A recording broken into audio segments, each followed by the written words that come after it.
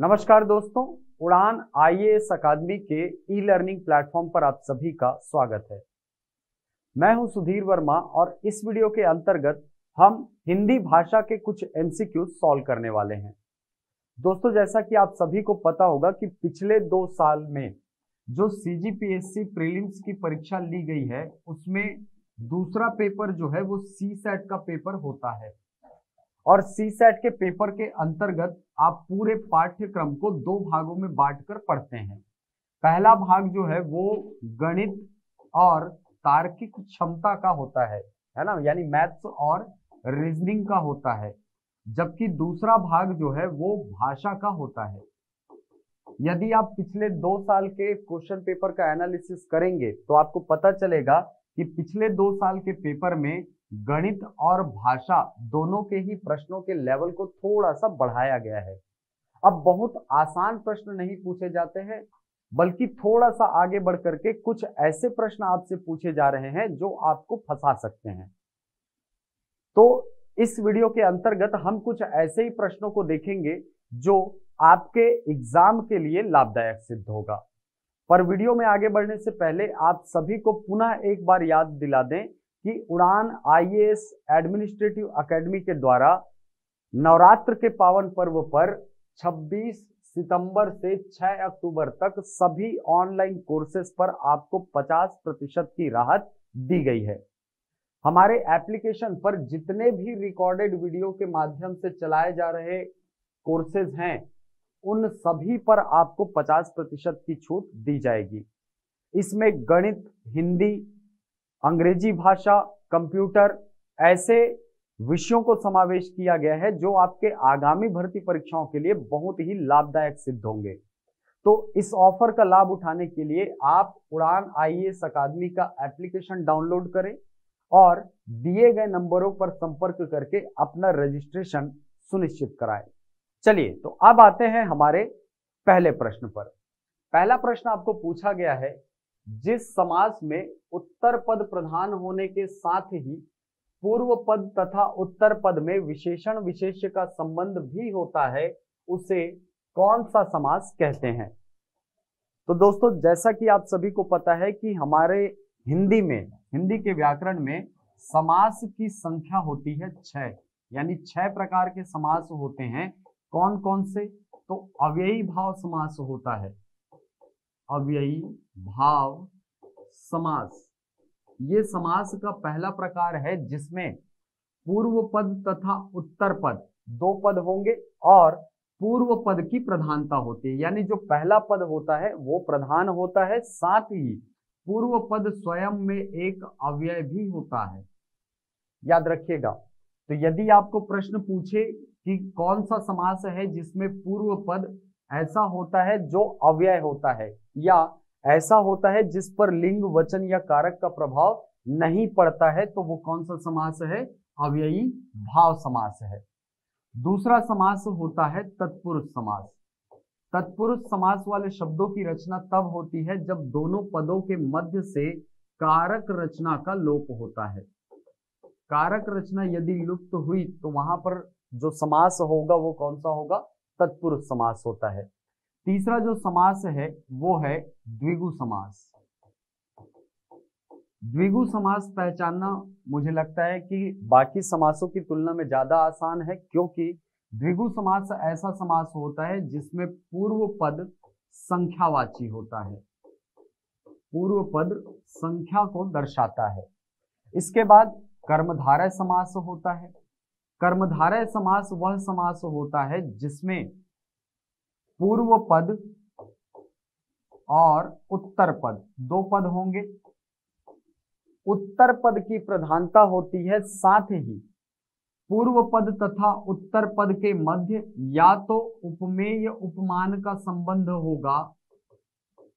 उपमेय उपमान का अर्थ होता है एक की तुलना दूसरे से, जिसकी तुलना की जाती है वो उपमेय होता है और जिससे तुलना की जाती है वो उपमान होता है। जैसे मैं कहूं कि किसी व्यक्ति का चरण कमल के समान है, तो यहाँ पर चरण जो है वो उपमेय होगा, जबकि उपमान के रूप में कमल हमको दिखाई पड़ता है, क्योंकि हम चरण की तुलना कर रहे हैं कमल से, तो चरण उपमेय है और कमल उपमान है। तो इस प्रकार का संबंध हमको दिखता है कर्मधारय में। इसके अलावा यदि दोनों पदों के बीच विशेषण विशेष्य का संबंध हो तब भी वहां पर कौन सा समास होता है, वहां पर कर्मधारय समास होता है। जैसे लाल कमल, जैसे मैंने कहा लाल कमल, तो यहां पर कमल की विशेषता बताई जा रही है लाल शब्द के द्वारा, यानी लाल शब्द विशेषण है जबकि कमल शब्द को आप कहेंगे कि ये विशेष्य है क्योंकि इसकी विशेषता बताई जा रही है। तो चूंकि दोनों पदों के बीच विशेषण विशेष्य का संबंध है इसीलिए यहां पर भी कर्मधारय समास होता है। तो यदि आपको इस प्रश्न को थोड़ा सा ऐसा पूछता कि जिस समास में उत्तर पद प्रधान होने के साथ ही पूर्व पद तथा उत्तर पद के मध्य उपमेय उपमान का संबंध हो वहां पर भी कर्मधारय समास होता है। पांचवा जो समास है वो होता है हमारा द्वंद्व समास। द्वंद्व समास की खासियत ये होती है कि इसमें पूर्व तथा उत्तर दोनों ही पदों की प्रधानता होती है और इनका जब विग्रह किया जाता है तो उसके बीच से और या शब्द का प्रयोग होता है। यदि मैं बात करूं छठे समास की तो छठा समास होता है बहुव्रीहि समास, जहां पूर्व पद तथा उत्तर पद दोनों ही अप्रधान हो जाते हैं, दोनों की प्रधानता नहीं होती है। ये दोनों पद मिलकर किसी तीसरे पद को इंगित करते हैं और वो तीसरा पद फिर प्रधान हो जाता है। तो ये 6 प्रकार के समास होते हैं, सबकी अपनी कुछ ना कुछ खासियतें हैं, उन सब से आधारित प्रश्न आपको जरूर पूछता है एग्जाम में। फिलहाल यदि इस प्रश्न को देखें तो जिस समास में उत्तर पद प्रधान हो साथ ही पूर्व पद और उत्तर पद के मध्य विशेषण विशेष्य का संबंध हो उसे कहा जाता है कर्मधारय समास। चलिए अगले प्रश्न पर चलते हैं। अगला प्रश्न है निम्नलिखित वाक्य को पढ़िए तथा उसमें कारक के सही भेद को पहचानिए। वाक्य है हे प्रभो मेरी इच्छा पूर्ण करो। यदि आप देखेंगे मेरी शब्द ये कहां पर आता है, मेरी शब्द से ही आधारित होगा कारक। चलिए आप जब मैं की कारक रचना बनाते हैं, मैं की यदि कारक रचना बनाते हैं तो कारक रचना के चिन्ह आपको सबसे पहले तो याद होने चाहिए।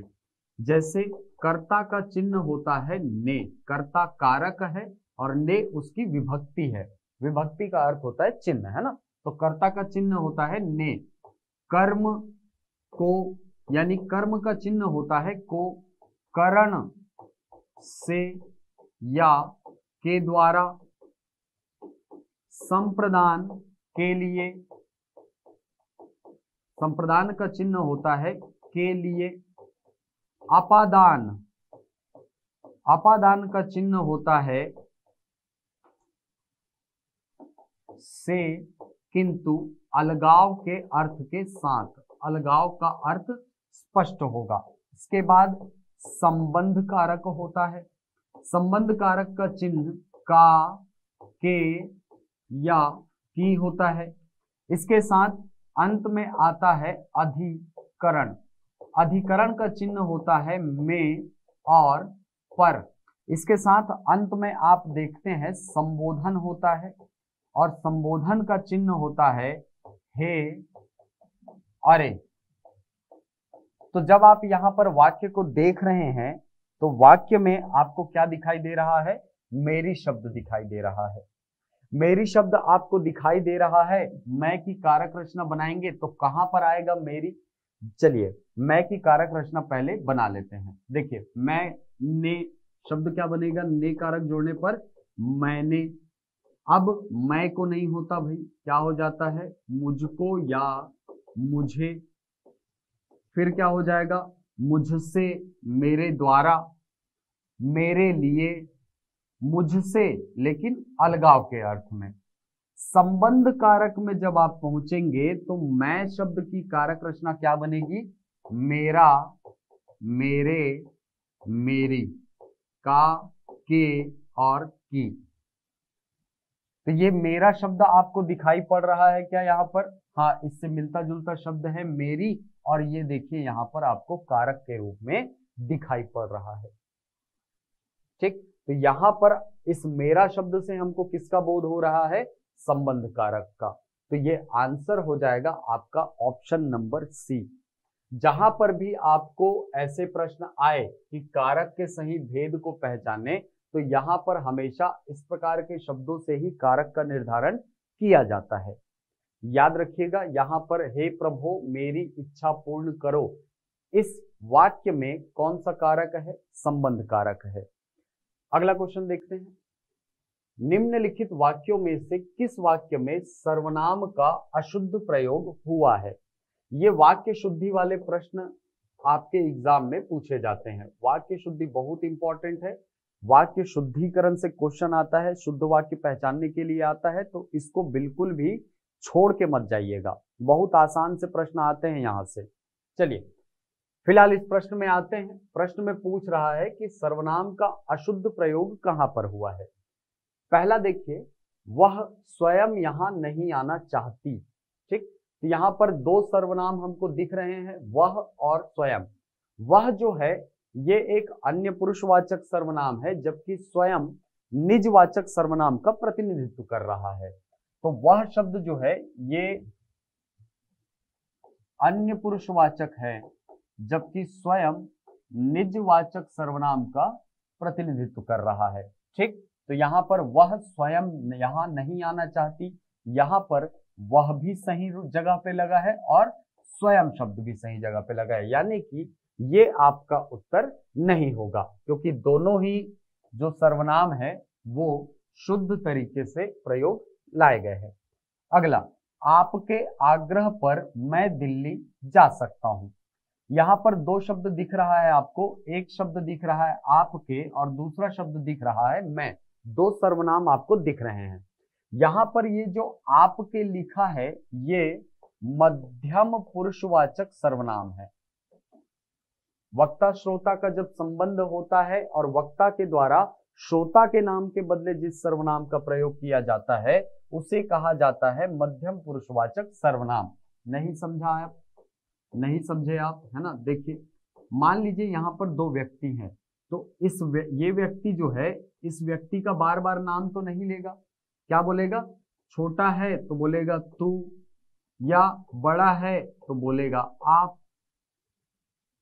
ठीक, तो इस व्यक्ति के द्वारा इस व्यक्ति के नाम के बदले इन सर्वनामों का प्रयोग किया जाता है। तो यहीं पर ये जो आपके शब्द है ये मध्यम पुरुषवाचक सर्वनाम के रूप में प्रयोग लाया जा रहा है। अब मैं शब्द जो है ये उत्तम पुरुषवाचक सर्वनाम है और ये भी सही जगह पर प्रयोग किया गया है। चलिए अगला ऑप्शन देखिए, मैं तेरे को एक घड़ी दूंगा। यहां पर दो शब्द दिख रहा है आपको, मैं और तेरे को। ये मैं शब्द ठीक है, उत्तम पुरुषवाचक सर्वनाम है। ये जो तेरे को शब्द है ये अशुद्धि है, क्योंकि जब आप तू शब्द की कारक रचना बनाएंगे तो यहां पर कर्म कारक में आपको मिलेगा तुझे। जैसा पिछले स्लाइड में मैंने आपको बताया था मैं की कारक रचना, वैसे ही जब तू शब्द की कारक रचना बनाएंगे तो तूने, तुझे या तुझको ये शब्द बनता है, न कि तेरे को। वैसे ही तेरे को है, मेरे को शब्द भी अशुद्धि होती है। याद रखिएगा, तेरे को और मेरे को ये शब्द होते ही नहीं है, इसको दिमाग से हटा दीजिए। ये शब्द जो है ये हिंदी व्याकरण में अशुद्धि के अंतर्गत गिने जाते हैं, क्योंकि इनके लिए शब्द होता है तुझे या मुझे। ठीक, तुझे को आप तुझको बोल सकते हैं, प्रयोग करते हैं, और मुझे की जगह मुझको इसका प्रयोग किया जाता है। ठीक, तो अशुद्धि कहाँ है? मैं तेरे को, तेरे को नहीं आएगा, यहां पर आएगा तुझे या तुझको एक घड़ी दूंगा। अगला ऑप्शन देखिए, मुझे इस बैठक की सूचना नहीं थी। तो ये जो मुझे शब्द है ये बिल्कुल सही जगह पे प्रयोग हुआ है, क्योंकि कर्ता ने कर्म को, मैं शब्द की जब आप कारक रचना बनाएंगे तो आपको को के अंतर्गत है ना, यानी कर्म कारक के अंतर्गत आपको यह शब्द दिखाई पड़ेगा, जो कि एकदम सही जगह पे प्रयोग किया गया है। तो इस पर्टिकुलर क्वेश्चन में अगर आप देखेंगे तो किस वाक्य में सर्वनाम का अशुद्ध प्रयोग हुआ है, तो मैं तेरे को एक घड़ी दूंगा, यहां पर ये अशुद्धि है। तेरे को की जगह क्या होना चाहिए था, तुझे होना चाहिए था। चलते हैं अगले क्वेश्चन में।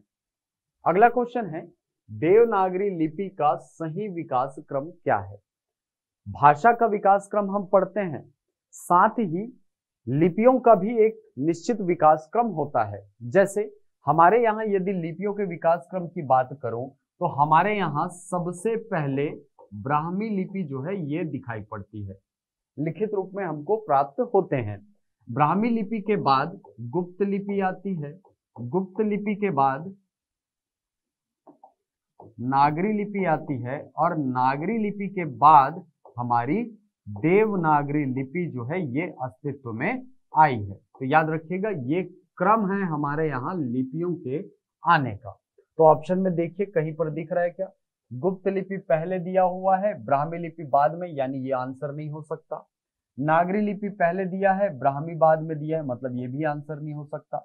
तीसरा ऑप्शन जब आप देखेंगे, ब्राह्मी लिपि, गुप्त लिपि, नागरी लिपि और फिर देवनागरी, मतलब यही आपका आंसर हो जाएगा। चौथा ऑप्शन भी गलत होगा क्योंकि गुप्त पहले है ना, गुप्त पहले है और ब्राह्मी बाद में है, तो ये यहाँ पर इसका स्थान नहीं है, ये इसका क्रम है। याद रखिएगा ब्राह्मी, गुप्त, नागरी, फिर देवनागरी।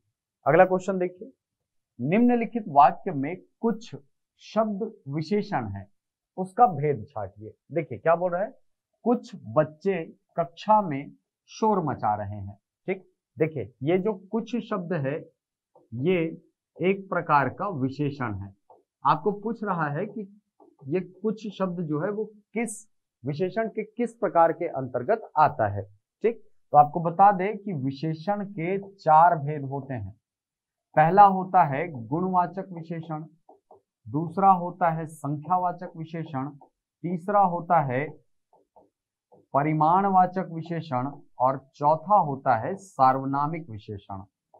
सार्वनामिक विशेषण। गुणवाचक विशेषण की अगर बात करें तो रूप, रंग, आकार, आकृति, दशा, अवस्था, स्थिति, दृष्टव्य, अच्छाई, बुराई, इन सभी के माध्यम से जब विशेषता बताई जाती है तो वहां पर गुणवाचक विशेषण होता है। इसके अंतर्गत क्या शामिल होंगे, तो याद रखिएगा अच्छाई, बुराई यानी गुण और दोष, रूप, रंग, आकार, आकृति, दशा, अवस्था, स्थिति, दृष्टव्य, ये सारी चीजें गुणवाचक विशेषण के अंतर्गत आती हैं। यदि संख्यावाचक विशेषण की बात करें तो संख्यावाचक विशेषण रचना के आधार पर देखेंगे तो 2 प्रकार के होते हैं। एक निश्चित संख्या को बताने वाले यानी निश्चित संख्यावाचक विशेषण, और दूसरा होता है अनिश्चित संख्यावाचक विशेषण। निश्चित संख्यावाचक विशेषण ऐसे विशेषण होते हैं जो निश्चित संख्या को बताते हैं, निश्चित गणना को बताते हैं, जबकि अनिश्चित संख्यावाचक गणना को बताते हैं किंतु अनिश्चित संख्या के रूप में। यदि आप इस प्रश्न को ध्यान से पढ़ेंगे तो आप बच्चों की गणना कर सकते हैं। ठीक है, तो बच्चों की गणना की जा सकती है, इसीलिए ये क्या है, गणनीय संज्ञाएं हैं। और गणनीय संज्ञाओं के सामने यदि कुछ शब्द लगा है तो वो हमेशा बताता है अनिश्चित संख्यावाचक विशेषण को। याद रखिएगा अनिश्चित संख्यावाचक विशेषण को दर्शाता है ये कुछ शब्द। ठीक, तो यहां से आपका आंसर हो जाएगा ऑप्शन नंबर डी। अगला क्वेश्चन देखिए, किस वाक्य में क्रिया सामान्य भूतकाल में है। आपको पता होगा कि काल के 3 भेद होते हैं, एक भूतकाल होता है, दूसरा वर्तमान होता है और तीसरा होता है भविष्यकाल। ये 3 प्रकार के काल होते हैं। भूतकाल वह काल है जो ये बताता है कि क्रिया जो है वो समय के साथ पूरी हो चुकी है। वर्तमान काल समय के साथ क्रिया की अपूर्णता या अभी चल रहा है, इस प्रकार का भाव स्पष्ट करता है।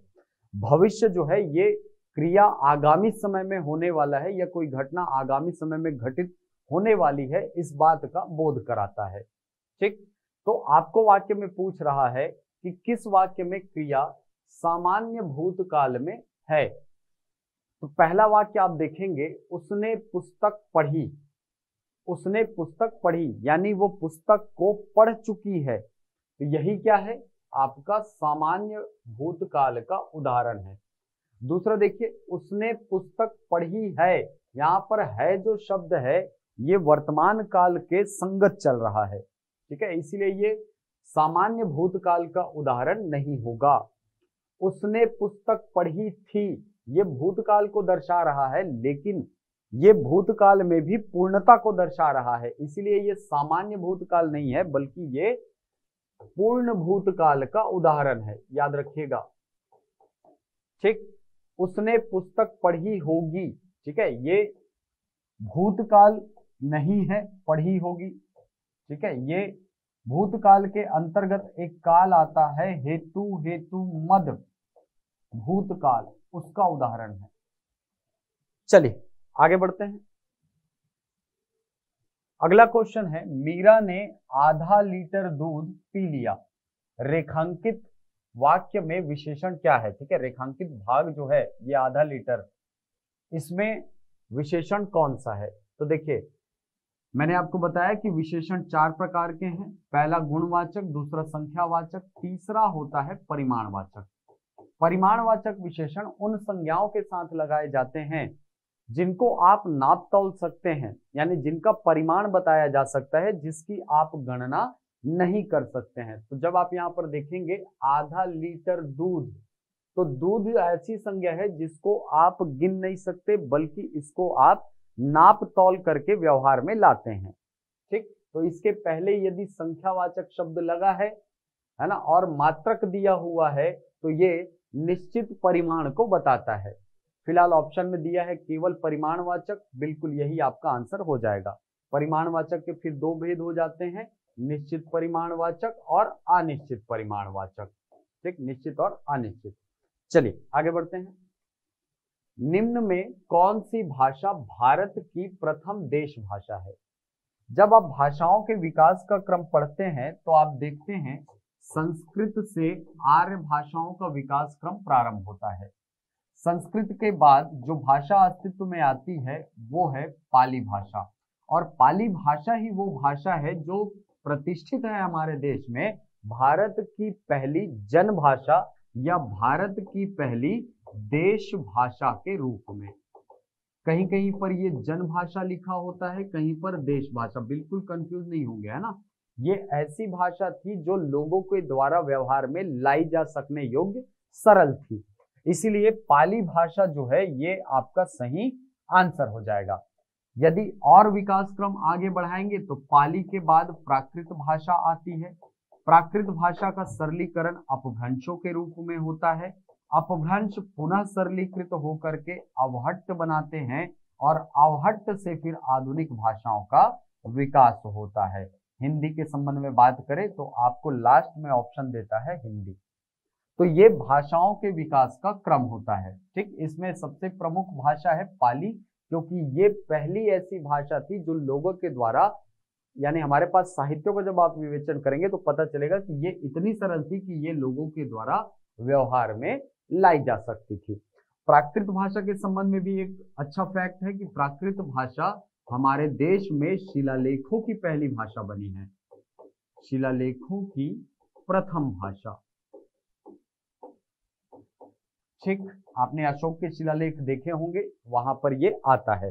अपभ्रंश और अवहट्ट से संबंधित एक फैक्ट है कि अपभ्रंशों की संख्या होती है 7। एक वीडियो इसके संबंध में मैंने पूरा जारी किया था, जहां पूरे भाषा के विकास क्रम को आपको समझाया है। आप चाहें तो वो वीडियो जा करके प्लेलिस्ट में देख सकते हैं। चलिए फिलहाल प्रश्न में देखिए, भारत की पहली देश भाषा या जन भाषा कौन सी है? तो पाली भाषा है। अगला क्वेश्चन, इनमें से कौन सा शब्द मूलावस्था में है? देखिए, जब भी आपको अवस्था पूछेगा तो अवस्था विशेषण की संभव है। ठीक है, विशेषण की 3 अवस्थाएं होती है, याद रखिएगा। एक मूलावस्था, दूसरा उत्तरावस्था, उत्तरावस्था, और तीसरी अवस्था होती है उत्तमावस्था। उत्तमावस्था अंग्रेजी में जिसको आप गुड, बेटर, बेस्ट के नाम से जानते हैं, ऐसे पढ़ते थे, डिग्रीज ऑफ एडजेक्टिव, है ना, विशेषण की कोटियां जिसको आप बोलते हैं। तो विशेषण की कितनी कोटियां हैं? 3 कोटियां हैं। पहला मूलावस्था, दूसरा उत्तरावस्था और तीसरी उत्तमावस्था। ये 3 अवस्थाएं होती हैं। मूलावस्था कैसे होता है? जैसे राम अच्छा लड़का है, राम अच्छा है, ठीक। तो यहां पर अच्छा शब्द राम की विशेषता बता रहा है, ये सामान्य अवस्था है। यदि मैं कहूं कि राम श्याम से बेहतर है, श्याम से बेहतर है, तो यहां पर आपको एक तुलना का भाव मिलेगा राम और श्याम के बीच में। राम और श्याम के बीच में तुलना का भाव है।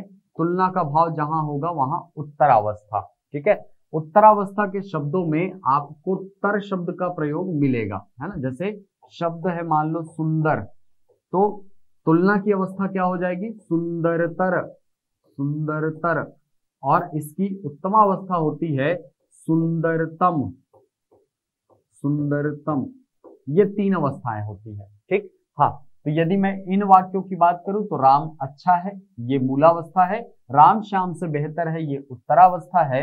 और यदि मैं कहूं राम सबसे अच्छा है, तो ये बता रहा है उत्तमावस्था, ठीक। चलिए, अब कौन सा शब्द मूलावस्था में है ये आपको पूछ रहा है। तो प्रियतर, देखिए तर लगा है, मतलब ये क्या है? ये उत्तरावस्था है, उत्तरावस्था है। दूसरी स्थिति लघुतम, तम लगा है, मतलब ये है आपका उत्तमावस्था, उत्तमावस्था। सुंदर शब्द को यदि आप देखेंगे तो सुंदर शब्द जो है ये है मूलावस्था में, ये सामान्य अवस्था है। संज्ञा होगी, संज्ञा के साथ ये जुड़ करके उसकी विशेषता बताएगा, ठीक।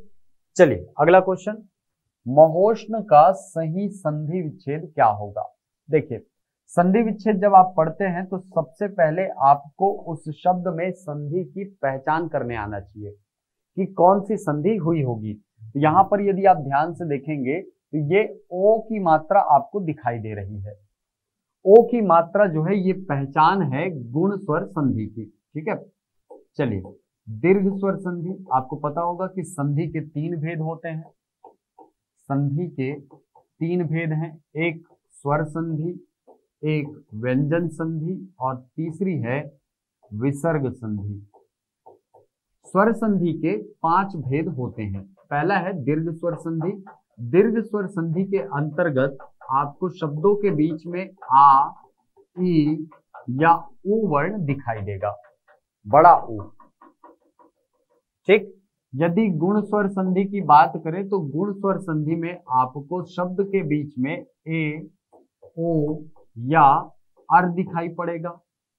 ऐसे ही वृद्धि स्वर संधि की अगर बात करें तो वृद्धि स्वर संधि में आपको ऐ और औ दिखाई पड़ेगा। यण संधि की अगर बात करें तो यण संधि में य, र या व दिखाई पड़ेगा। और इसकी पहचान ये भी होती है कि य, र और व के ठीक पहले वाला वर्ण जो होता है वो आधा होता है, स्वर रहित वर्ण होता है इसके ठीक पहले वाला, य, र और व के ठीक पहले वाला। इसके बाद अयादि संधि है। अयादि संधि में आप देखेंगे अय, आय, अव या आव आपको दिखाई पड़ेगा। जब आप उसका वर्ण विन्यास निकालेंगे तो वर्ण विन्यास में ये चारों में से कोई ना कोई दिखाई पड़ेगा, ठीक। तो ये सभी संधियों के पहचान है। अब देखिए क्वेश्चन में आपको पूछ रहा है क्या? महोष्ण। तो ओ वर्ण आपको दिखाई दिया, ओ किसकी पहचान है? गुण स्वर संधि की पहचान है। आइए देखते हैं। मैं महोष्ण को ऐसा लिख सकता हूं, म धन, ह धन, ओ धन, आधा श धन, अण। ओ मुझको दिखाई दे रहा है। ओ का निर्माण कौन कौन सी स्थितियों में होता है? तो देखिए, आ धन उ, ओ बनता है। आ धन बड़ा उ, ये भी ओ बनता है। आ धन उ, ये भी ओ बनता है। और आ के साथ जब आप बड़े उ का मेल कराते हैं तो भी ओ बनता है। बहुत सारे बच्चे कंफ्यूज रहते हैं कि सर जब ये लघु लघु मिलके ओ बनाए, है ना, ये ओ बनाए तो ये जो वर्ण है आ और उ, ये मिल करके आओ बना लेंगे। बिल्कुल कंफ्यूज मत होना, ये चारों ही संक्रियाओं का जो उत्पाद है वो क्या होता है, ओ होता है, याद रखिएगा। ठीक, अब देखिए हमने इस ओ को इस भाग में तोड़ लिया है। चारों में से कोई एक युग्म ही सही होगा। कौन सा युग्म सही होता है? ऐसा युग्म ही सही होता है जिसमें दोनों वर्णों को जोड़ने पर दोनों ही शब्द, दो शब्द बनेंगे, है ना, ये देखिए टूटने के बाद दो शब्द बने हैं। दोनों में से दोनों ही शब्द सार्थक होने चाहिए। ठीक है, जब भी आप किसी शब्द को तोड़ते हैं तो दो स्थितियां होनी चाहिए। पहला, दोनों शब्द क्या होने चाहिए, सार्थक होने चाहिए। और दूसरी चीज, अर्थ भिन्नता की स्थिति नहीं होनी चाहिए। यह अर्थ भिन्नता यदि होगी तो वहां पर भी वो संधि विफल होगी, वो संधि मान्य नहीं माना जाएगा। चलिए अब ओ जो है इसको हटाइए और ह के साथ अब इधर वाले वर्ण को और इसके पहले इन वर्णों को जोड़ते जाइए। पहली स्थिति को यदि आप देखेंगे तो पहली स्थिति में आप शब्द बनाएंगे मह। देखिए आ को जोड़ा मैंने ह के साथ, धन उ के साथ आधा श, उ श ण ऐसा बना है। तो ना तो ये शब्द सही है ना ये शब्द सही है, क्योंकि हमको पता है उष्ण में तो बड़ा उ होता है। तो ना ये शब्द सही ना ये शब्द सही, तो ये वाली संधि नहीं हो सकती। पहला ऑप्शन कट गया। दूसरा देखिए मह धन उष्ण, दूसरी स्थिति में शब्द क्या बनेगा, मह धन उष्ण। हाँ, ये शब्द मुझको सही मिल गया है ना, ये शब्द जो है ये मुझको सही मिल गया, लेकिन अभी भी ये शब्द सही है क्या, नहीं है, मतलब ये संधि भी नहीं हो सकती। तीसरी स्थिति में आएंगे तो तीसरी स्थिति में एक शब्द बनेगा महा, दूसरा शब्द बनेगा उष्ण।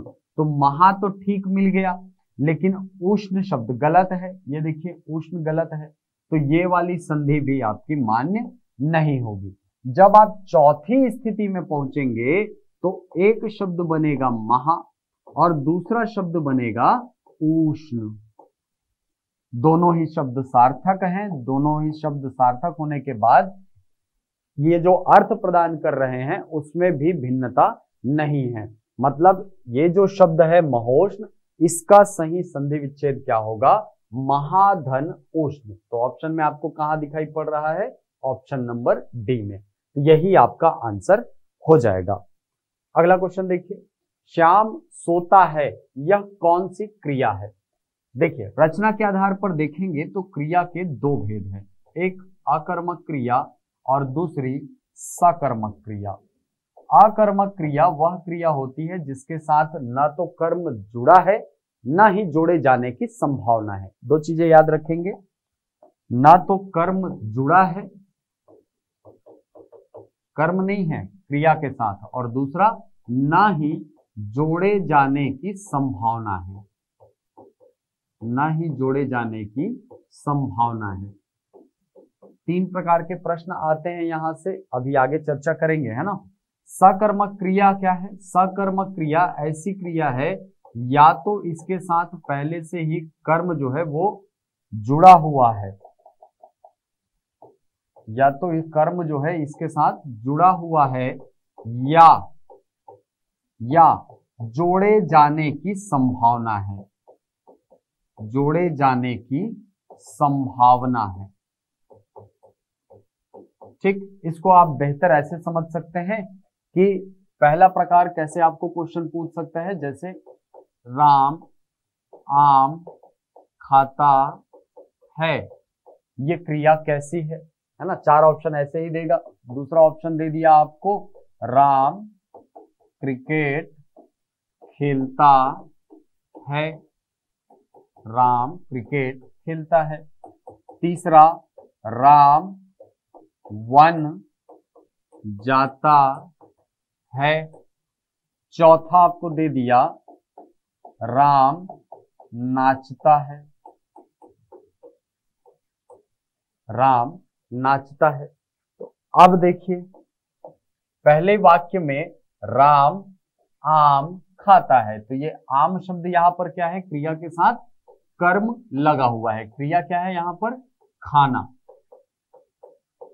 क्रिया के साथ कर्म लगा हुआ है, यानी ये कैसी क्रिया, ये हो गई सर सकर्मक क्रिया। कर्म के साथ उपस्थित है जो क्रिया, सकर्मक। राम क्रिकेट खेलता है, तो राम करता है, खेलना क्रिया है, क्रिकेट क्या है, कर्म है, तो ये भी क्या हो गया, सकर्मक क्रिया हो गया। राम वन जाता है, तो राम कहां जाता है, राम करता हो गया, जाना क्रिया हो गया, वन बन गया है कर्म, तो यहां पर ये क्या है, ये भी एक सकर्मक क्रिया है। तीसरा, राम नाचता है, राम करता है, नाचना क्रिया है, तो क्या यहां पर कोई कर्म है क्या, नहीं है, मतलब ये कर्म, ये क्रिया कैसी हो गई, आकर्मक हो गई। ये क्रिया कैसी हो गई, अकर्मक हो गई। अकर्मक हो गई मतलब यही आपका आंसर होगा। ऐसे अलग वाला जो है पहचानने के लिए पूछता है, ये प्रश्नों का पहला प्रारूप है। ठीक, दूसरा प्रारूप कैसे पूछेगा, आपको पूछेगा इनमें आकर्मक क्रिया पहचानो। आकर्मक क्रिया पहचानो। ठीक, ऑप्शन देगा, पहला ऑप्शन देगा राम खाता है, दूसरा राम पढ़ता है, तीसरा ऑप्शन देगा आपको राम खेलता है, चौथा आपको ऑप्शन देगा राम सोता है। राम सोता है। अब यदि मैंने कहा कि भाई आप पहले परिभाषा को एकदम क्लियर होकर के पढ़िए, क्या बोल रहा है कि ऐसी क्रिया जिसके साथ या तो कर्म जुड़ा हुआ है या जोड़े जाने की संभावना भी है, तो वो कर्म कैसा होगा, सकर्मक होगा। तो देखिए क्या यहां पर कर्म जोड़े जाने की संभावना है, बिल्कुल है। मैं यहां पर शब्द जोड़ देता हूं आम, तो ये आम शब्द कर्म हो जाएगा, राम आम खाता है। ठीक, तो यहां पर जोड़े जाने की संभावना है, इसीलिए ये क्या है, सकर्मक है। दूसरा, राम पढ़ता है, अगर मैं यहां पर पुस्तक लिख दूं तो क्या ये पुस्तक कर्म होगा, बिल्कुल होगा। ठीक है, क्योंकि क्रिया के अंतर्गत जब आप कर्म को पहचानने जाएंगे तो आप वाक्य से प्रश्न पूछिए, क्या, किसे, किसको या कहां, किसको या कहां। यदि इन प्रश्नों के उत्तर आपको मिल गए, मतलब समझ जाना वो क्रिया कैसी हो जाएगी, सकर्मक क्रिया, और जो शब्द आपको उत्तर में मिलेगा वही होगा कर्म। ठीक, कर्म को पहचानने का ये तरीका है। जैसे मैं पहले में पूछूं राम क्या खाता है, तो मुझको उत्तर क्या मिलेगा, आम। आम शब्द हो गया कर्म, और ये क्रिया कैसी हो गई, सकर्मक। क्यों, क्योंकि कर्म उस क्रिया के साथ जुड़ा हुआ है। राम क्या पढ़ता है, तो मुझे उत्तर मिला पुस्तक, यानी पुस्तक शब्द हो गया कर्म, और चूंकि कर्म जुड़ा हुआ है इसीलिए ये जो पढ़ना क्रिया है वो क्या बन गया, सकर्मक। तीसरा देखिए, राम खेलता है, मैंने कहा राम क्रिकेट खेलता है, राम क्रिकेट खेलता है, तो क्रिकेट शब्द यहां पर हो जाएगा कर्म, और खेलना शब्द क्या हो जाएगा, या खेलना जो क्रिया है वो कैसी क्रिया हो जाएगी, सकर्मक हो जाएगी। तो ये ऊपर के तीन तो सकर्मक हो गए भी। ठीक है सर, चौथी क्रिया देखिए, चौथा वाक्य देखिए, चौथा वाक्य क्या बोल रहा है, राम सोता है। राम यहां पर करता है और क्रिया है सोना। क्या इस शब्द के बीच में, इन दोनों शब्दों के बीच में ऐसा कोई शब्द जोड़ा जा सकता है जो क्रिया की तरह व्यवहार करे, सॉरी जो कर्म की तरह व्यवहार करे। तो आप बोलेंगे सर एक चीज लिख सकते हैं, मैं बोल देता हूं कि राम बिस्तर पर सोता है। ठीक है, बिस्तर पर सोता है। तो यहां पर आप ध्यान से देखोगे तो बिस्तर पर, बिस्तर शब्द जो है ये कर्म नहीं है। क्यों नहीं है? क्योंकि इसके ठीक बाद में लगा है चिन्ह पर। और कारक रचना को यदि आप देखेंगे तो कारक रचना में पर प्रयोग होता है किसके लिए? अधिकरण के लिए।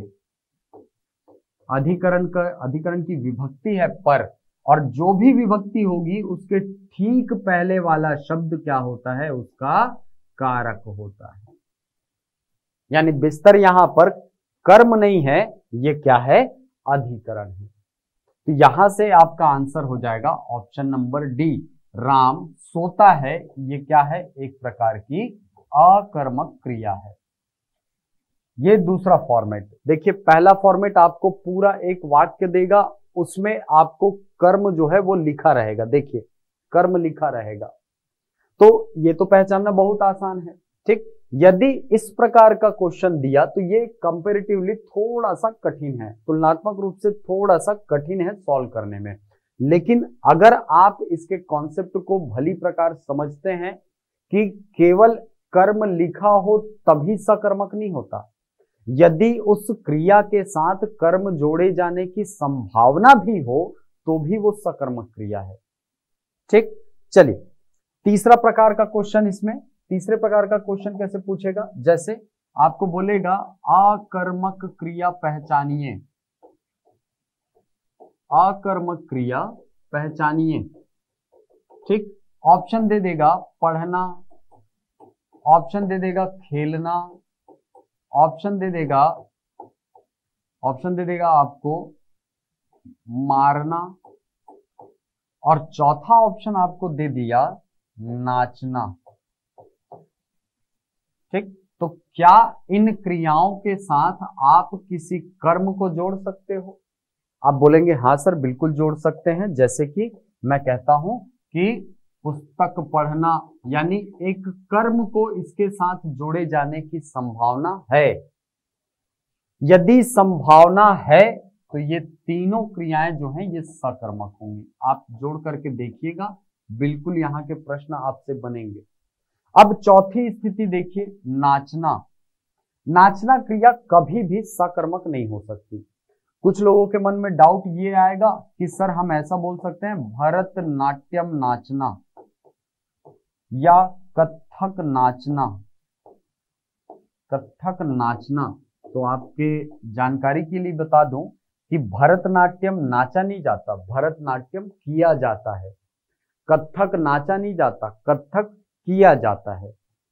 ठीक, चलिए तो अगर आप लिखेंगे भरतनाट्यम नाचा जा रहा है तो गलत है। वो नाट्यम शब्द का अर्थ ही होता है नाचना, ठीक है, नृत्य करना। तो यहां पर नाचना क्रिया जो है ये सदैव क्या रहेगी? अकर्मक रहेगी। याद रखना, कुछ ऐसी क्रियाएं होती हैं जो सदैव अकर्मक होती हैं, जैसे हंसना, ये सदैव अकर्मक ही रहेंगी। हंसना, रोना, मुस्कुराना, आप इनको कभी भी सकर्मक नहीं बना सकते हैं। हंसना, रोना, मुस्कुराना, ठीक है, चलना, ये सब क्या है? ये सब अकर्मक क्रिया का ही रूप होते हैं, ये अकर्मक क्रिया में ही आते हैं। तैरना, ठीक है, तैरना एक शब्द है, वो भी इसके अंतर्गत आएगा, याद रखिएगा। ठीक, चलिए तो ये तीन प्रकार के क्वेश्चन सकर्मक अकर्मक से आते हैं, है ना। उम्मीद कर रहा हूं कि आपका कॉन्सेप्ट एकदम बेसिक से क्लियर हो गया होगा।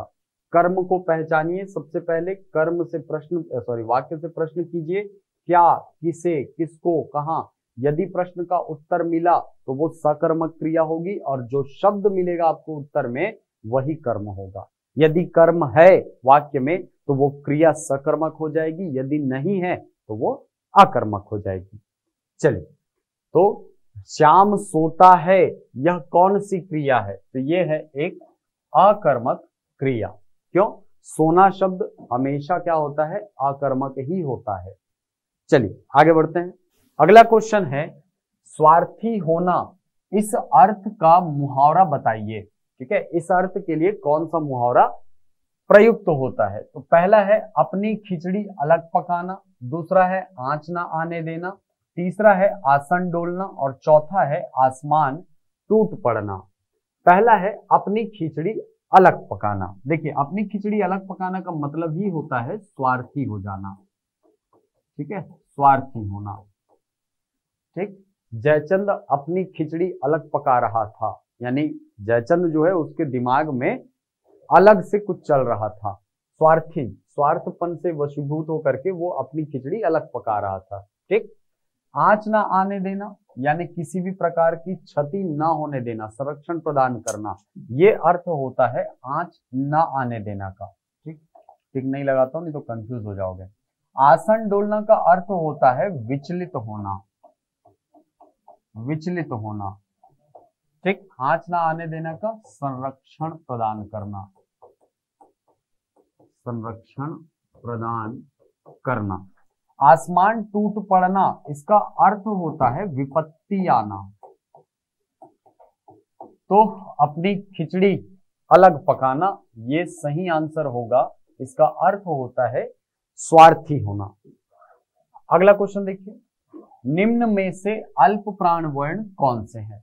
देखिए, इसका एकदम सरल सा कॉन्सेप्ट है। यदि आपने वर्णमाला याद किया होगा तो स्पर्शी वर्णों को आधार बना करके अल्प प्राण और महाप्राण वर्णों को पढ़ा जाता है। ठीक, स्पर्शी वर्णों की अगर बात करें तो क वर्ग, च वर्ग, ट वर्ग, त वर्ग और प वर्ग, ये 5 वर्ग आते हैं। और हर वर्ग को इस तरह से व्यवस्थित किया गया है कि एक अल्प प्राण वर्ण, उसके ठीक बाद में फिर महाप्राण वर्ण और उसके ठीक बाद में फिर अल्प प्राण, फिर महाप्राण, फिर अल्प प्राण, यानी कुछ इस प्रकार की संरचना आपको दिखाई पड़ेगी। ये पहला वर्ण अल्प प्राण होगा, दूसरा महाप्राण होगा, फिर तीसरा फिर से अल्प प्राण है, चौथा फिर से महाप्राण है और पांचवा फिर से अल्प प्राण है। सबसे पहले तो ये अल्प प्राण और महाप्राण का अर्थ समझिए। देखिए, अल्प प्राण वर्ण ऐसे वर्ण होते हैं जिनका उच्चारण करने में लगने वाले श्वास की मात्रा कम होती है। प्राण का मतलब होता है श्वास और अल्प का मतलब होता है कम। तो ऐसे वर्ण जिनका उच्चारण करने में लगने वाले श्वास की मात्रा कम हो, वो क्या कहलाते हैं? अल्प प्राण। तो हर वर्ग में आप देखेंगे, जैसे क वर्ग की बात करूं तो क, ख, ग, घ, अंग, च, छ, ज, झ, इया, ट, ठ, ड, ढ, ण, त, थ, द, ध, न, प, फ, ब, भ, म। एक कॉमन चीज सब में हमको दिखाई देता है कि हर वर्ग का पहला, तीसरा और पांचवा वर्ण जो होता है, इसमें लगने वाले श्वास की मात्रा कम होती है। ये वर्ण कहलाते हैं अल्प प्राण वर्ण। ये हैं अल्प प्राण वर्ण। ठीक, वहीं अगर मैं बात करूं हर वर्ग के दूसरे और चौथे वर्ण की, तो ये ऐसे वर्ण हैं जिसमें लगने वाले श्वास की मात्रा अधिक है, यानी ये क्या है? महाप्राण वर्ण है। अब आप बोलेंगे सर इतना ही होता है क्या? नहीं, महाप्राण में और वर्ण आते हैं। कौन कौन से? श, श, स और ह। ये चारों वर्ण भी महाप्राण हैं, जबकि य, र, ल, व ये चारों क्या हैं? ये अल्प प्राण वर्णों के अंतर्गत रखे जाते हैं। चलिए, तो यहां आपको प्रश्न में पूछ रहा है अल्प प्राण वर्ण कौन से हैं? तो आ ये नहीं है अल्प प्राण। क और ग को आप देखेंगे तो क ऐसा वर्ण है जिसपे लगने वाले श्वास की मात्रा कम है, तो बिल्कुल ये तो अल्प प्राण है। क, ख, ग, तो ग भी क्या दिख रहा है? ऐसा वर्ण जो इसमें लगने वाले श्वास की मात्रा क्या है? कम है। मतलब यही आपका आंसर हो जाएगा। बाकी वर्णों को यदि आप चेक करेंगे तो थ और ध, देखिए त वर्ग में आएगा त, थ, द, ध, दोनों के दोनों क्या है? दोनों ही महाप्राण वर्ण है, महाप्राण है भाई। फ, भ, तो प वर्ग में आएंगे प, फ, ब, भ, ये भी दोनों क्या है? ये दोनों महाप्राण वर्ण के उदाहरण हैं, न कि अल्प प्राण वर्ण के। यहां से आपका आंसर हो जाएगा ऑप्शन नंबर बी, क और ग अल्प प्राण वर्ण के अंतर्गत आते हैं। अगला क्वेश्चन, रोगी में उत्कट जिजीविषा थी रेखांकित शब्द का सही स्वरूप क्या होगा? देखिए, ये जो शब्द है जिजीविषा, इसका अर्थ होता है जीने की इच्छा। ठीक है, जीने की इच्छा जिस व्यक्ति में होती है उसको बोला जाता है जिजीविषा। ठीक है, और लिखा कैसे जाता है तो याद रखिएगा जिजीविषा, ऐसा। ठीक, तो कहां पर दिख रहा है हमको ये देखिए ऑप्शन नंबर बी में, ये आपका सही आंसर हो जाएगा। अगला क्वेश्चन देखिए, प्रयत्न के आधार पर ल किस प्रकार की ध्वनि है? ऑप्शन है पार्श्विक, उत्क्षिप्त, प्रकंपित या संघर्षहीन। तो याद रखिएगा ल जो होता है इसे कहा जाता है पार्श्विक वर्ण। पार्श्विक वर्ण इसलिए, पार्श्व का मतलब होता है आजू बाजू, दाएं बाएं। ठीक है, जैसे पार्श्व दर्पण बोलते हैं ना हम लोग साइड मिरर को, पार्श्व यानी साइड वाला। ठीक, ये ऐसे वर्ण होता है, ये ऐसा वर्ण होता है ल जिसका उच्चारण करते समय वायु जीभ के पार्श्व हिस्से से बाहर निकल जाता है। ठीक है, जैसे आप जीभ, ऐसा है आपका जीभ है ना, ये ऐसा जीभ होता है आपका, ये देखिए ऐसा जीभ है। जब आप इस वर्ण का उच्चारण करेंगे ल वर्ण का, तो जीभ ऊपर उल्टी होती है ना, ऊपर पलटती है और हवा जो है वो आजू बाजू से ऐसे निकल जाती है, ऐसे निकल जाती है। तो चूंकि हवा पार्श्व क्षेत्र से बाहर निकल रही है, इसलिए हम इनको क्या कहते हैं, पार्श्विक वर्ण कहते हैं। इसी प्रकार कभी कभी र के लिए भी पूछता है कि र किस प्रकार का वर्ण है, तो र को याद रखिएगा, इसको प्रकंपित या लुंठित वर्ण कहा जाता है। लुंठित वर्ण कहा जाता है। इसको प्रकंपित कहने का कारण या लुंठित वर्ण का कहने का कारण ये होता है कि ये जब र का उच्चारण करेंगे आप, तो आपकी जीभ बहुत तेजी से वाइब्रेट होती है। कंपन शब्द यहाँ पे दिख रहा है, ये कंपन शब्द, कंपन का अर्थ होता है वाइब्रेशन। ऐसा वर्ण जिसका उच्चारण करते समय जिह्वा में कंपन हो, जिह्वा में कंपन हो, जीभ में वाइब्रेशन हो, वही वर्ण क्या है, र है। ठीक, इसीलिए प्रकंपित है। इसी को लुंठित कहते हैं, कारण वही है, कंपन के लिए शब्द आता है लुंठा। ठीक है, कंपन के लिए लुंठा। ठीक है, र वाइब्रेट हो गया आपका जीभ। ठीक, चलिए, तो ये र क्या है, प्रकंपित वर्ण है या लुंठित वर्ण है, जबकि ल पार्श्विक वर्ण है। ठीक, उक्षिप्त वर्ण के अंतर्गत दो वर्ण आते हैं, ड़ और ढ़, याद रखिएगा। चलिए आगे बढ़ते हैं। अगला क्वेश्चन है, वकील किस भाषा का शब्द है? तो कुछ दिन पहले मैंने आपके लिए एक वीडियो बनाया था जिसमें देशज और विदेशज शब्दों को बहुत ही डिटेल में समझाया था। उसके अंतर्गत मैंने आपको एक तरीका बताया था याद करने का कि आप कहानी के माध्यम से शब्दों को याद करने का प्रयास करें, क्योंकि इसको याद करना ही है। एक क्वेश्चन आता है, आपको पता होगा कौन सी भाषा का शब्द है इस प्रकार का। तो कहानी मैंने आपको ये बताया था कि अरबी कानून, अरबी कानून औरत को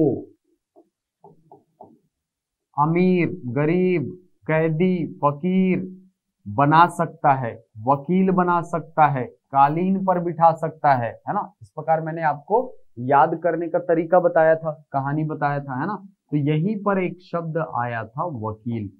वकील किस भाषा का शब्द है? तो याद रखिएगा ये अरबी भाषा का शब्द है। चलिए, यह घोड़ा अच्छा है, इस वाक्य में यह क्या है? ऑप्शन है संज्ञा, दूसरा ऑप्शन है क्रिया विशेषण, तीसरा है विशेषण या चौथा सार्वनामिक विशेषण। तो देखिए, यह घोड़ा अच्छा है, ठीक है, ये जो यह शब्द है ये तो संज्ञा है नहीं, क्योंकि संज्ञा तो हमेशा नाम होता है ना। क्रिया विशेषण भी नहीं है, क्योंकि क्रिया विशेषण जो है वो विशेषता को बताएगा। ठीक है, क्रिया विशेषण किसको बताता है? विशेषण को बताता है। विशेषण शब्द भी गुण या संख्या या परिमाण के आधार पर किसी संज्ञा की विशेषता बताता है। ठीक है, ये जो सार्वनामिक विशेषण है ये चौथा प्रकार होता है विशेषण का। ठीक है, तो आपको क्वेश्चन जो है ऐसे थोड़ा एक कदम आगे बढ़ करके बारीकी में जाकर के पूछ सकता है। आप विशेषण देख करके हो सकता है कि टिक लगा दो, हो सकता है आप टिक लगा दो, लेकिन उससे भी बारीक सतह यानी इसके प्रकार के अंतर्गत जो एग्जैक्ट आंसर है वो आपको ऑप्शन नंबर डी में दिया हुआ है। तो ऐसे क्वेश्चन के लिए भी आप तैयार रहिएगा। ठीक, चलिए वापस आते हैं प्रश्न में। यह जो है, यह शब्द ये है एक सार्वनामिक विशेषण। असल में सार्वनामिक विशेषण ऐसे विशेषण होते हैं जो मूलतः सर्वनाम होते हैं, मूलतः सर्वनाम होते हैं, किंतु किसी क्रिया के अंतर्गत या किसी वाक्य के अंतर्गत ये किसी संज्ञा की विशेषता बताते हुए मिलते हैं, विशेषता बताते हैं। इसीलिए ये क्या है, सर्वनाम के रूप में होकर भी विशेषण होते हैं, इसीलिए इनको नाम दिया गया है सार्वनामिक विशेषण। दो प्रकार के होते हैं, एक मौलिक सार्वनामिक विशेषण होता है और दूसरा यौगिक सार्वनामिक विशेषण होता है।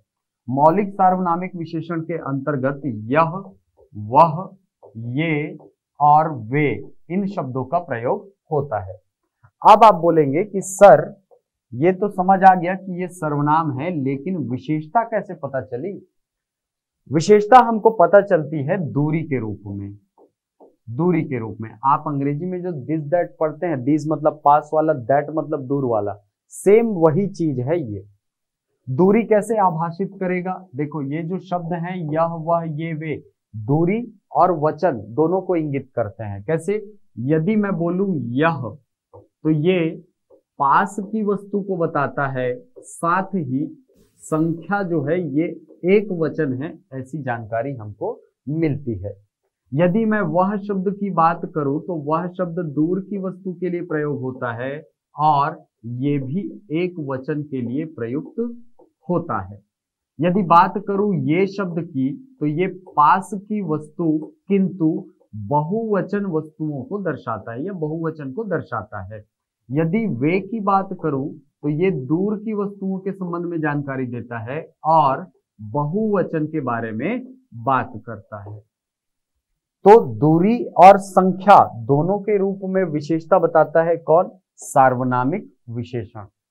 यौगिक सार्वनामिक विशेषण मौलिक सार्वनामिक विशेषणों का बदला हुआ रूप है, जिसके अंतर्गत क्या प्रयोग होता है? इसके अंतर्गत प्रयोग होता है कुछ शब्द प्रयोग होता है ना, कोई शब्द प्रयोग होता है, थोड़ा शब्द प्रयोग होता है।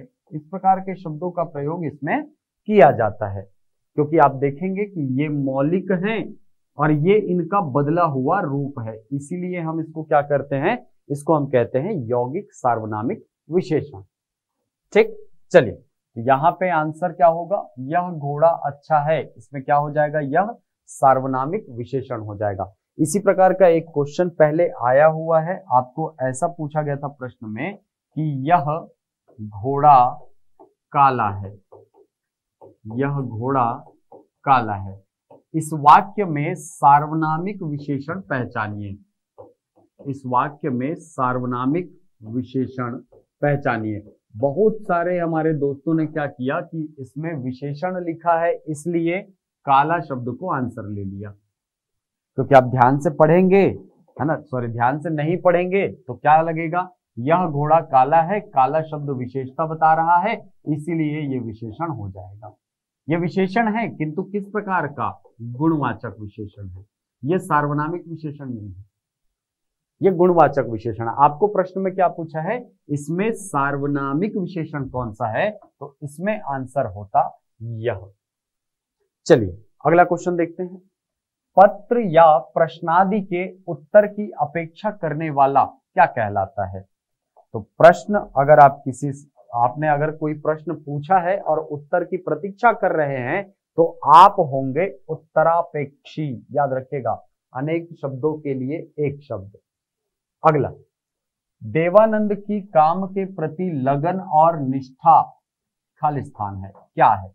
दयनीय है, दया के योग्य है क्या वो व्यक्ति? नहीं, ये आपका आंसर गलत हो जाएगा।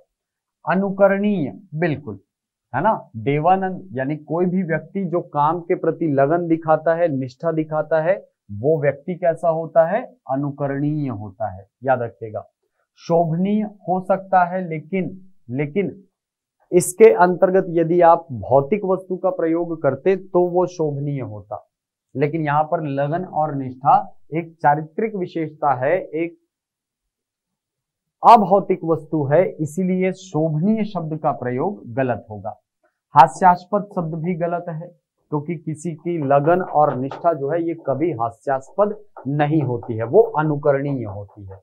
चलिए अगला प्रश्न है, मजदूर मेहनत करता है किंतु उसके लाभ से वंचित रहता है, वाक्य का कौन सा प्रकार है? देखिए, आप जानते हैं कि रचना के आधार पर वाक्य के 3 भेद होते हैं।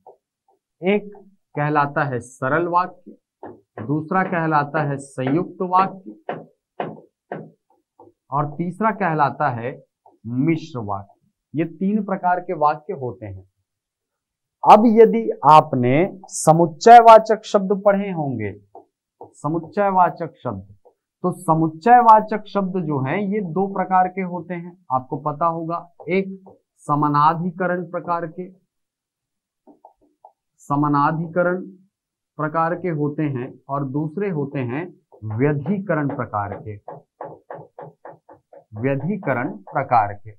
समानाधिकरण चिन्हों के अंतर्गत आते हैं कौन कौन से? इसके अंतर्गत आते हैं और, एवं, तथा, किंतु, परंतु, लेकिन, इस प्रकार के शब्द आते हैं।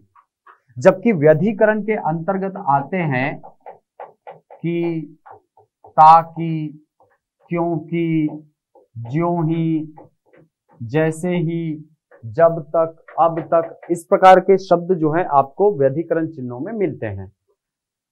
ये समुच्चयवाचक शब्द असल में है क्या? समुच्चयवाचक शब्द समुच्चय को दर्शाते हैं, यानी 2 वाक्यों को जोड़ने का काम करते हैं। आप इन चिन्हों को देखेंगे तो आपको पता चलेगा कि हाँ भाई, ये चिन्ह तो 2 वाक्यों को जोड़ने के काम में आते हैं। यदि कहीं पर आपको 2 वाक्य दिखे और दोनों के बीच में समानाधिकरण का चिन्ह दिखे, यानी इनमें से कोई चिन्ह दिखता है, तो वो वाक्य कैसा होगा? वो वाक्य होगा संयुक्त वाक्य। और यदि आपको दोनों वाक्यों के बीच में व्यधिकरण प्रकार का चिन्ह दिखे, तो ये होता है मिश्र वाक्य। क्योंकि मिश्र वाक्य की परिभाषा ये बोलती है कि 2 वाक्य होंगे, है ना, मिश्र वाक्य में 2 वाक्य होंगे और एक वाक्य दूसरे पर आश्रित होगा, आश्रितता का बोध होगा, ऐसा परिभाषा मिलता है आपको मिश्र वाक्य में। ठीक, तो जब आप इन चिन्हों का प्रयोग करते हैं कि, ताकि, क्योंकि, ज्यों ही, जैसे ही, वैसे ही, तो दूसरा वाक्य जो है वो ऑटोमेटिकली, है ना, वो स्वतः पहले वाक्य पर आश्रित हो जाता है। तो इन चिन्हों का प्रयोग यदि वाक्यों के बीच में आपको दिख रहा है तो वो मिश्र वाक्य है, और यदि दोनों वाक्यों के बीच इन चिन्हों का प्रयोग दिख रहा है तो वो क्या होगा? वो संयुक्त वाक्य होगा। तो यहां पर आप वाक्य में देखेंगे, मजदूर मेहनत करता है किंतु, किंतु कहां पर दिखा? ये देखिए सर, समानाधिकरण का चिन्ह है समुच्चयवाचक का, और ये जो चिन्ह है वो कौन से वाक्य के प्रकार में प्रयोग होता है? तो संयुक्त वाक्य में। तो आप बोलेंगे कि सर ये जो पूरा वाक्य है कि मजदूर मेहनत करता है किंतु उसके लाभ से वंचित रहता है, ये क्या है? ये एक संयुक्त वाक्य का उदाहरण होगा। ठीक, चलिए अगला क्वेश्चन है, तुलसीदास ने कहा है कि विनाश काल में मनुष्य की बुद्धि भ्रष्ट हो जाती है, यह वाक्य का कौन सा प्रकार है? तो ये बहुत आसान सा प्रश्न है। अभी आपको जस्ट पिछले स्लाइड में मैंने बताया कि यहां पर कहीं पर भी 2 वाक्यों के बीच में यदि की, ताकि, क्योंकि का प्रयोग होता है तो वो मिश्र वाक्य का उदाहरण होता है। बहुत आसान सा प्रश्न है। ठीक, क्यों भाई? ये देखिए कि आपको दिखाई पड़ा, 2 वाक्यों को जोड़ रहा है। तुलसीदास ने कहा है, ये एक वाक्य है, और विनाश काल में मनुष्य की बुद्धि भ्रष्ट हो जाती है, ये दूसरा वाक्य है। दूसरा वाक्य पहले पर स्वतः ही आश्रित हो जाएगा यदि इन प्रकार के व्यधिकरण चिन्हों का प्रयोग किया जाता है। चलिए अगला क्वेश्चन है, दीपावली पर कुछ लोग चमचमाती चांदी के बर्तन खरीदने का लोभ संवरण न कर सके, ठीक है, या लोग संभाल ना सके, संवरण का मतलब होता है संभालना, ठीक है, संवरण न कर सके। इस वाक्य के अशुद्ध भाग का चयन कीजिए। देखिए, पहला है दीपावली पर कुछ लोग, क्या यहां पर कोई अशुद्धि दिखाई दे रही है? नहीं, मुझे तो नहीं दिख रही है, ये वाक्य मेरे हिसाब से सही है। दूसरा वाक्य देखिए, चमचमाती चांदी के बर्तन, नहीं, यहां पर होना चाहिए था चांदी के चमचमाते बर्तन, चांदी के चमचमाते बर्तन, चांदी के चमचमाते बर्तन। मुझे तो अशुद्धि यहीं पर दिख गई भाई, यही आपका आंसर हो जाएगा। इस प्रकार के प्रश्न जो है आपसे पूछ सकता है, ठीक, जहां पर उसको रीडिंग कराने का मन हुआ, मान लीजिए आपसे आपका अटेंशन चेक करना चाहे तो वो ऐसे प्रश्न जरूर देगा।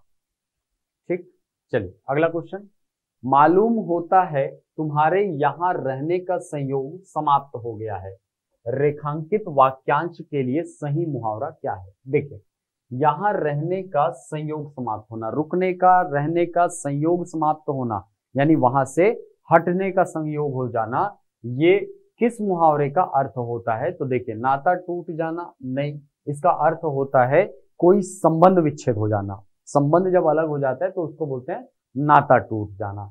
डेरा उठ जाना, नहीं, डेरा उठ जाना भी इसका अर्थ नहीं होता।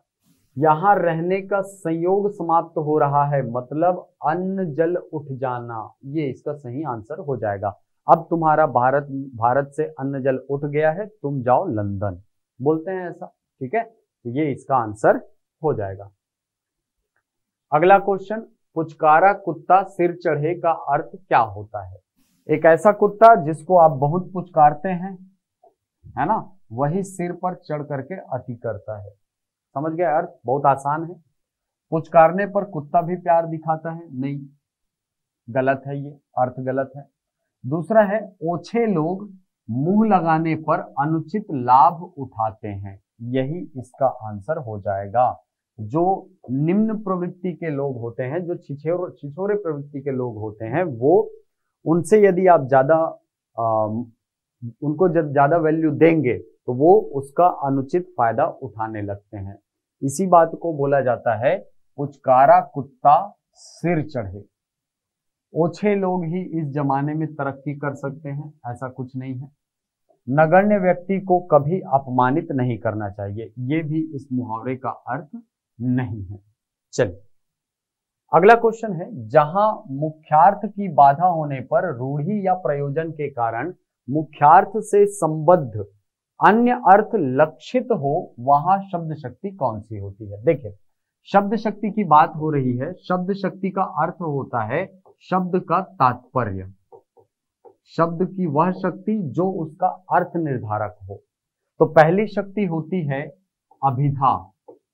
अभिधा शब्द शक्ति वहां होती है जहां किसी बात को सीधे तौर पर कही जाती है, जैसे राम अच्छा लड़का है, यह कुर्सी है, वह दीवार है, ये सब अभिधा शब्द शक्ति के उदाहरण होते हैं।